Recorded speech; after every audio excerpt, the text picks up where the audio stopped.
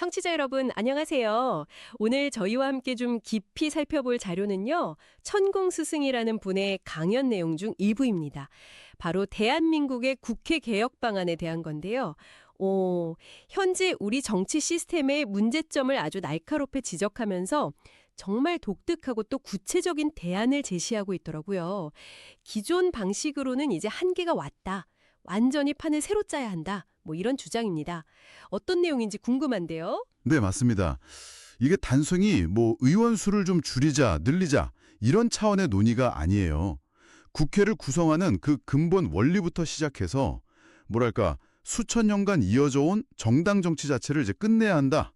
이런 상당히 파격적인 제안을 담고 있습니다. 그래서 오늘 저희는 이 강연 내용에 담긴 국회 개혁의 구체적인 방법론, 또 그 배경 철학은 뭔지 좀 자세히 들여다보려고 합니다. 과연 어떤 문제의식으로 출발했고 또 어떤 새로운 구조를 그리고 있는지 그 핵심 논리를 한번 같이 따라가 보시죠. 좋습니다.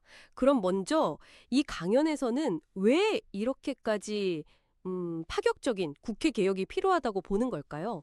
기존 시스템의 어떤 점이 가장 문제라고 진단하는 겁니까? 자료에 따르면요. 우리가 지금껏 당연하게 여겨왔던 이 정치 시스템, 법, 심지어는 지식이나 논리 같은 것들조차도 이제는 100% 부작용을 낳는 시대가 되었다. 이렇게 진단을 해요. 잘못된 방법론이 계속해서 국민과 나라를 어렵게 만들고 더 나아가서는 이게 세계적인 혼란이나 심지어 3차 대전 같은 위기 상황까지 만들 수 있다. 이런 아주 강력한 경고를 하고 있습니다. 이야, 단순히 정치 시스템의 비효율성 문제를 넘어서서 거의 인류 문명의 위기까지 연결짓는 상당히 거대한 진단이군요. 그렇습니다. 특히 그 카르텔의 문제를 아주 심각하게 보고 있어요. 정치권뿐만 아니라 사회 각 분야에 이미 형성된 이 기득권 카르텔이 변화를 가로막고 있다는 거죠. 그래서 어설픈 개혁안 같은 거는요. 이런 카르텔에 의해서 그냥 순식간에 힘을 잃게 된다. 이렇게 주장을 합니다. 마치 물은 돌멩이가 아니라 절대 깨지지 않는 보석처럼 단단하고 또 인위적인 게 아니라 자연의 이치에 맞는 그런 근본적인 해법만이 이 카르텔을 넘어설 수 있다. 이렇게 강조를 해요. 현재 방식으로는 더 이상 안 된다. 이런 절박한 위기의식이 깔려 있는 거죠. 그런 강한 문제의식 위에서 그래서 내놓는 대안의 핵심 아이디어가 바로 기업의 역할이라는 점. 이게 정말 흥미롭습니다. 보통 정치개혁 얘기할 때 기업은 좀 규제 대상이거나 로비 주체 이런 식으로 등장하는데 여기서는 완전히 다른 역할을 주네요. 맞습니다. 그게 아주 놀라운 지점이죠. 자료에서는 대한민국 기업들이 이미 엄청난 노력과 경쟁을 통해서 성장을 했고 그 과정에서 효율적인 시스템이나 문제 해결 능력 같은 걸 갖췄다. 그래서 사실상 작은 정부와 같은 역량을 이미 가지고 있다. 이렇게 평가를 하더라고요. 이제는 그 역량을 사적인 이익 추구를 넘어서서 국가와 사회를 위해서 봉사하는 데 써야 할 때다. 이런 겁니다. 이게 새로운 국회 구성의 핵심 철학인 거죠. 기업이 국가를 위해 봉사한다. 그럼 구체적으로 국회 구성에는 어떻게 반영이 되는 건가요? 정당 공천을 없애고 기업이 사람을 추천한다? 이런 건가요? 네, 바로 그거죠. 국회의원 정수 300명은 그대로 두고요. 대신 그 선출 방식을 완전히 바꾸자는 겁니다.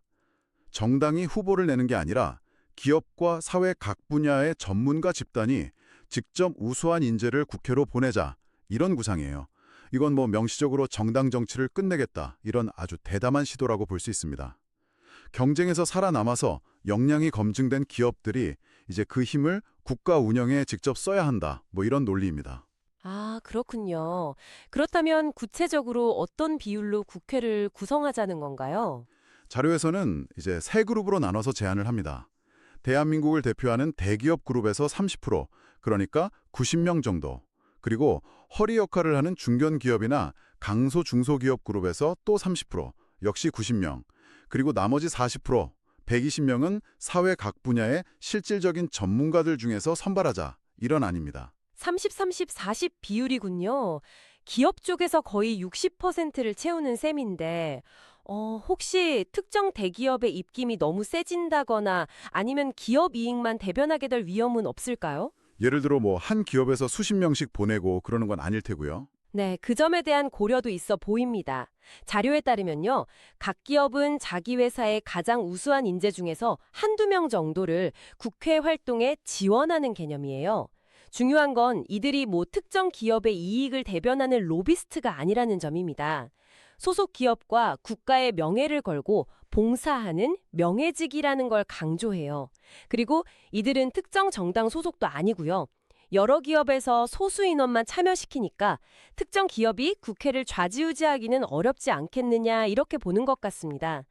국회의원직을 원래의 그 순수한 명예직으로 되돌려야 한다. 이런 생각이 아주 강하게 담겨 있는 거죠. 명예직이라는 개념이 핵심이군요. 근데 그 명예라는 게 구체적으로 어떻게 작동해서 공익성을 담보할 수 있다는 건지 혹시 그 메커니즘에 대한 설명도 자료에 좀 있나요? 아니면 그냥 기업의 자정 능력이나 사회적 평판에 맡기는 걸까요? 자료에서는 각 기업이 명예를 걸고 인재를 보낸다는 점 자체를 강조하면서 이게 어떤 공익성을 담보하는 기재가 될 거다 이렇게 보는 것 같아요. 명예를 중시하는 문화 속에서 만약 기업이 국가에 해를 끼치는 인물을 보내면 그 기업 자체가 사회적으로 비판받게 될 거다. 뭐 이런 기대가 깔려 있는 것 같습니다. 어떤 구체적인 강제 장치보다는 사회적 책임과 명예라는 가치를 통해서 운영될 것으로 구상하는 거죠. 알겠습니다. 그럼 나머지 40%, 즉 120명의 사회 전문가는 어떻게 선발하자는 건가요? 현재 우리가 아는 비례대표제와는 어떻게 다른 거죠? 현재 비례대표제는 원래 취지가 전문가 등용 아니었습니까? 근데 이게 약화되고 사실상 정당 영향력 아래 놓이면서 변질됐다 이렇게 아주 강하게 비판을 합니다. 따라서 이 40%는 정당과는 전혀 상관없이 사회 각 계층에서 실제로 활동하면서 전문성을 인정받는 인물들을 엄선해야 한다 이렇게 주장을 해요. 예를 들면 뭐 학계, 법조계, 의료계, 문화예술계, 시민사회 등등 다양한 분야에서요. 정치색보다는 실제 능력과 경험 이걸 우선 보자는 겁니다. 여기서도 정당의 개입은 완전히 차단하겠다. 이런 의지가 분명하네요. 그런데 선발 기준과 관련해서 아주 단호한 원칙이 있다고요? 전과자 문제던가요? 네, 맞습니다.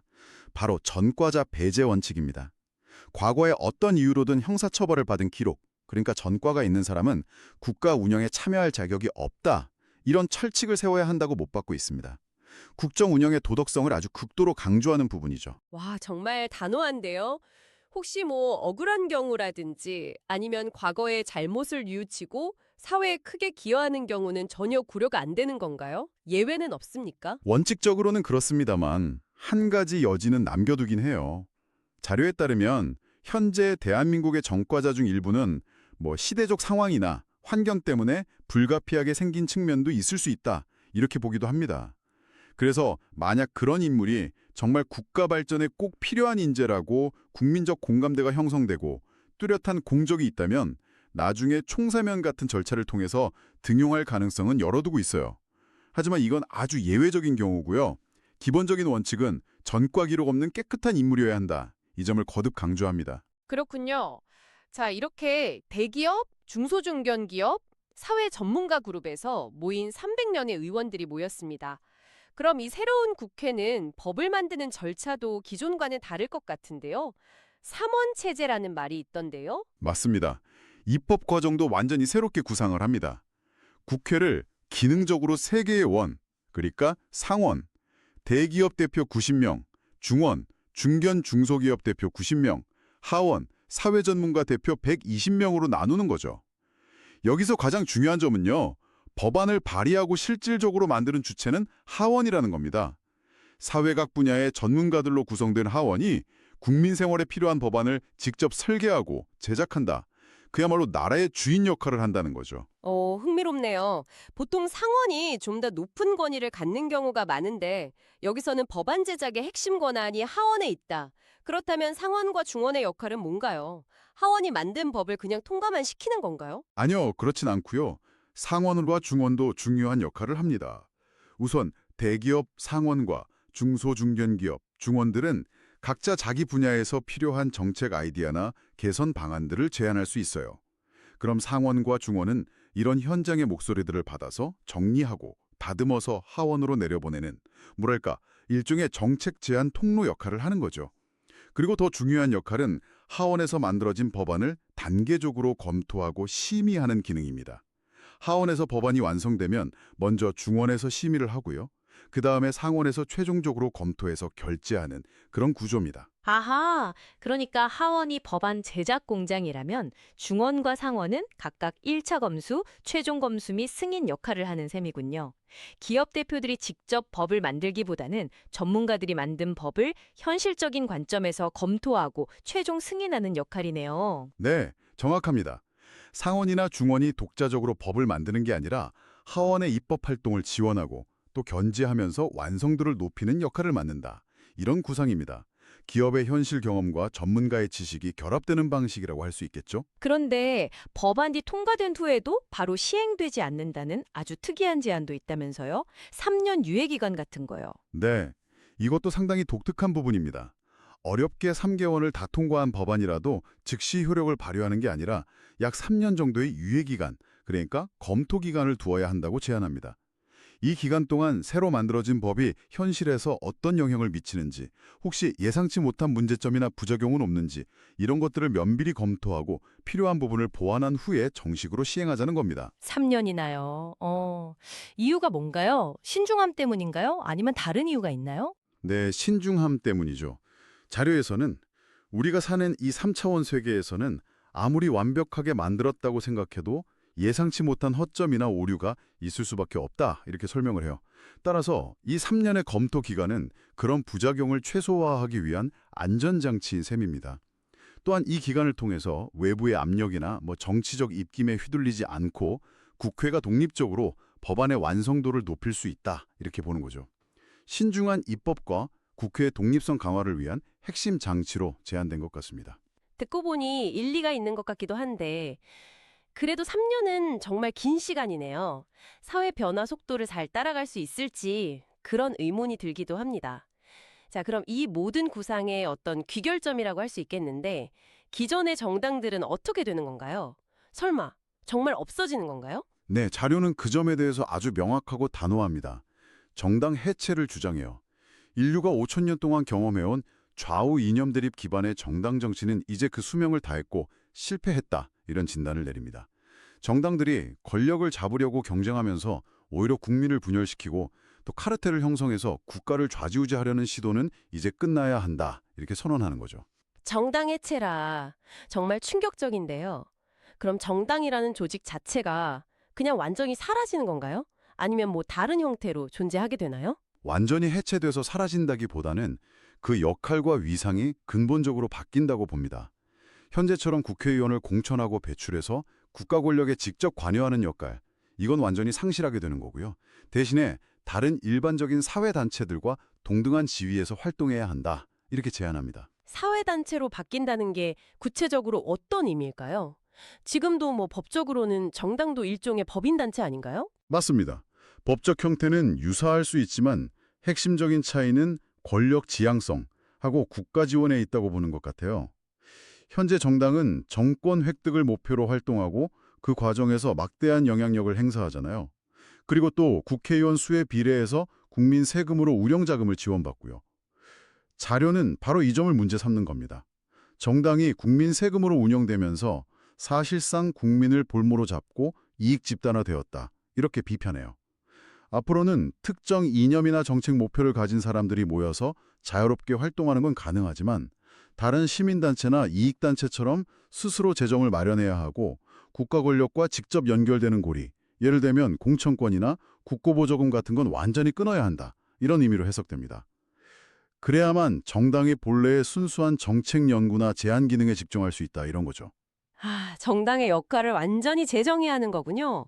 듣다 보니 이 모든 변화가 정말 상당히 급진적이고 전면적인데 이 강연에서는 변화의 속도에 대해서도 특별히 강조하는 부분이 있나요? 천천히 점진적으로 하자는 건 아닌 것 같습니다. 네, 맞습니다. 변화의 속도와 시급성을 아주 강하게 강조합니다. 과거에는 어떤 중요한 변화가 일어나려면 10년, 12년 이런 긴 시간이 걸렸지만 이제는 시대가 달라졌다는 거예요. 세상이 워낙 빠르게 변하기 때문에 사회개혁 역시 1년 단위로 가시적인 성과를 내야 한다. 이렇게 주장합니다.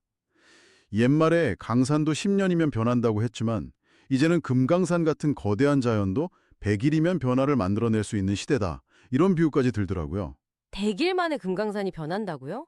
와, 그만큼 압축적으로 정말 빠르게 움직여야 한다는 거군요. 그렇습니다. 그래서 사회 개혁을 위한 연구 역시 과거처럼 느긋하게 할 게 아니라 집중적으로 몰입해서 단기간에 결과를 내야 한다. 이렇게 촉구합니다. 이를 위해서 사회 부모님들이라고 지칭하는 이들이 주축이 되어야 한다고 말하는데요. 사회 부모님들이요? 그건 어떤 분들을 의미하는 걸까요? 좀 독특한 표현인데요. 아마도 각 분야에서 오랜 경험과 지혜, 그리고 사회에 대한 애정을 가진 원로급 인사나 전문가들, 이런 분들을 의미하는 것으로 추정됩니다. 이 사회 부모님들이 각 분야별로 연구팀, 그러니까 연구원을 조직해서 100일 동안 집중적으로 연구하고 토론하는 100일공사, 100일공사, 이런 방식을 통해서 구체적인 실행 방안들을 신속하게 만들어내야 한다. 이렇게 주장합니다. 과거에 36년 걸리던 연구가 12년으로 단축되었고 이제는 그 12년짜리 연구를 1년 안에 끝내야 한다. 이런 식으로 속도감을 계속 강조해요. 심지어 다가오는 10월부터 큰 변화가 시작될 것이다. 이런 구체적인 시점까지 언급하면서 지금 당장 행동에 나서야 한다는 절박함을 드러내고 있습니다. 백일공사라는 용어도 그렇고 정말 굉장히 강한 의지와 추진력을 요구하는 방식이네요. 기존 시스템에 대한 불신이 얼마나 깊으면 이런 급진적인 변화까지 촉구할까 그런 생각도 듭니다. 자, 오늘 저희는 천공스승의 강연 내용 중 국회 개혁에 대한 구상을 아주 상세하게 들여다봤습니다. 기업과 사회 전문가들이 정당 없이 국회를 구성하고 세 개의 원으로 나뉘어 법을 만들되 3년의 유예 기간을 두고 국회의원은 명예직으로 되돌려야 한다. 정말 하나하나가 기존의 상식을 뒤엎는 상당히 파격적인 제안들의 연속이었습니다. 네, 그렇습니다. 현재 정치 시스템과 정당 정치에 대한 아주 근본적인 불신을 바탕으로 해서 기업의 효율성, 그리고 사회 전문가의 전문성을 국가 운영에 직접 접목시키려는 대담한 시도다. 이렇게 정리할 수 있겠습니다. 또한 법안 처리 과정에서의 신중함, 3년 유예 같은 거요. 그리고 국회의원의 도덕성, 전과자 배제나 명예직 강조 같은 부분도 상당히 인상적이었습니다. 이 모든 것이 자료에서 지적하는 현 시스템의 부작용과 기득권 카르텔 문제를 해결하기 위한 대안으로 제시된 것이겠죠. 물론 듣는 내내 여러 가지 질문이 떠오르셨을 겁니다. 청취자 여러분도 아마 마찬가지실 텐데요. 예를 들면 기업 대표들이 과연 사익 추구의 유혹을 뿌리치고 그 명예만으로 공익을 위해 봉사할 수 있을까? 각 기업에서 한두 명씩 나온다고 해도 결국 대기업 연합의 목소리가 너무 커져서 다른 집단의 목소리가 묻히는 결과로 이어지지는 않을까?